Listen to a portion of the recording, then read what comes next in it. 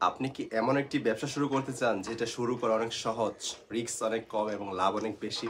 তাহলে আপনার জন্য অসাধারণ একটি আইডিয়া হচ্ছে খেলনা ও গেমিং পণ্য নিয়ে ব্যবসা শুরু করা। শোনার পর হয়তো ভাবছেন, খেলনা, গেমিং জিনিসপত্র এইগুলা দিয়ে কি সত্যিই ভালো ইনকাম করা যায়? হ্যাঁ, যায়। খুব ভালোভাবেই করা যায়। সো পুরো বিজনেস মডেলটা আজকের ভিডিওতে আমরা শেয়ার করব। সো চলুন শুরু করা যাক। তবে হ্যাঁ, আপনি যদি আমাদের ভিডিও প্রথম দেখতেছেন তাহলে আমাদের চ্যানেলটাকে সাবস্ক্রাইব করে দিবেন। ওকে, চলুন শুরু করা যাক। এখন সময় বদলে গেছে, আগের সময় আর নাই। আগে কি মানুষ খেলনা মানেই মনে করতো কি শিশুর আনন্দ, কিন্তু এখন খেলনা মানেই শুধু শিশুর আনন্দ না, এটি বাচ্চার বুদ্ধি বৃদ্ধি করার একটি উপকরণ। এটি একটি গিফট আইটেম। আর গেমিং পণ্য মানে হচ্ছে তরুণ প্রজন্মের লাইফস্টাইল। আজকাল বাবা মারা চান তাদের সন্তানেরা যেন মোবাইলের বাইরে কিছুটা সময় কাটায়। তাই তারা খুঁজে educational toy, wooden puzzles, creative kits, এইগুলা খুঁজে।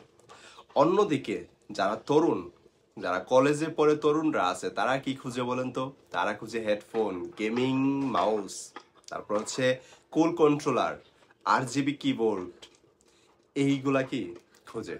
এই দুই ধরনের কাস্টমারের চাহিদা যদি আপনি ধরতে পারেন, তাহলে আপনার ব্যবসা চলে যাবে লাভের লাইনে। এখন প্রশ্ন হচ্ছে কোথা থেকে শুরু করবেন। আপনি চাইলে ছোট একটি দোকান দিয়ে শুরু করতে পারেন, অথবা একটি ফেসবুক অথবা ইনস্টাগ্রাম পেজ খুলে অনলাইনে ব্যবসাটি শুরু করে দিতে পারেন। দুইটার দুই রকমের সুবিধা। যদি দোকান দিয়ে শুরু করেন তাহলে হচ্ছে আপনি নেইবারহুড কাস্টমার ধরতে পারবেন, আর যদি অনলাইন পেজ দিয়ে শুরু করেন তাহলে আপনি পৌঁছাতে পারবেন সারা দেশে। এখন প্রশ্ন হচ্ছে পণ্য কোথা থেকে আনবো। খেলনা ও গেমিং পণ্য কেনার জন্য আপনি চকবাজার থেকে নিতে পারেন, সবচেয়ে হোলসেল মার্কেট। তারপর গুলিস্তান, সুন্দরবন মার্কেট থেকে নিতে পারেন। অথবা আপনি যদি আনকমন কিছু নিয়ে ব্যবসা করতে চান তাহলে আলিবাবা আছে, 1688 আছে, তারপর দারাজ হোলসেলার আছে। এগুলোর মাধ্যমে আপনি সোর্সিং করতে পারেন ইন্টারন্যাশনাল বা চায়না থেকে কোনো প্রোডাক্ট। সো সেইগুলি আপনি বিক্রি করতে পারেন, তাহলে দ্রুত ব্যবসাটা মার্কেট ধরতে পারবেন। এখন ব্যবসা দেওয়ার পর সফল হতে হলে আপনাকে কি করতে হবে? আপনাকে বুঝতে হবে আপনার কাস্টমার কারা। বাবা মা, তারা হচ্ছে কি খেলনা ও শিক্ষামূলক জিনিসপত্র কিনবে। তরুণ প্রজন্ম, তারা হচ্ছে গেমিং ডিভাইস কিনবে।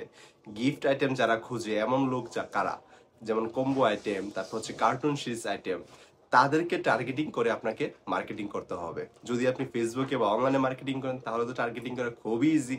আর হ্যাঁ, মনে রাখতে হবে পেজে শুধু ছবি পোস্ট করলেই হবে না, ভালো ক্যাপশন দিতে হবে, ভিডিও রিলস বানাতে হবে, প্যাকেজিং সুন্দর করতে হবে, ইনবক্সে ভদ্রভাবে রিপ্লাই দিতে হবে।